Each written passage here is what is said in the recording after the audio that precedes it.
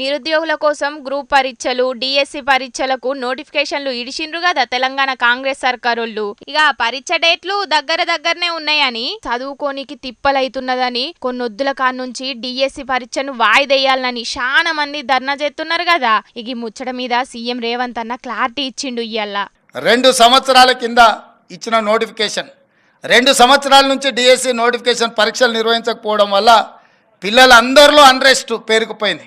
2 ఏళ్ళ నుంచి వాళ్ళు డిఎస్సి కోసం ప్రిపేర్ అవుతున్నారు. ఇప్పుడు నేను డిఎస్సి ఫలానా డేట్ నాడు పెడతా అంటే లేదు మాకు చదువుకోవడానికి సమయం కావాలి, దాన్ని కూడా కొంచెం వాయిదా అయ్యింది అంటారు. కొన్ని రాజకీయ శక్తులు, కొన్ని కోచింగ్ సెంటర్ల యజమానులు మేమేం పరీక్షల సిలబస్ ను మార్వలేదు, పరీక్ష విధానాన్ని కూడా మార్వలేదు. 10 ఏళ్ల సంధి నోటిఫికేషన్ల కోసం ఎదురు చూస్తున్న నిరుద్యోగులకు ఇప్పుడు మేము నోటిఫికేషన్లు ఇస్తే కావాలనే కొన్ని రాజకీయ శక్తులు కోచింగ్ సెంటర్ వాళ్ళు బురద జల్లే ప్రయత్నం చేస్తున్నారు. అంతేగాని అసలైన విద్యార్థులు కాదని చెప్పుకొచ్చిండు సీఎం రేవంత్ అన్న. ఏం నోటిఫికేషన్లో ఏమో పోన్రి, దీని వెనుక కొన్ని రాజకీయ కారణాలు ఉన్నాయని సీఎం రేవంత్ అన్న అంటున్నాడు.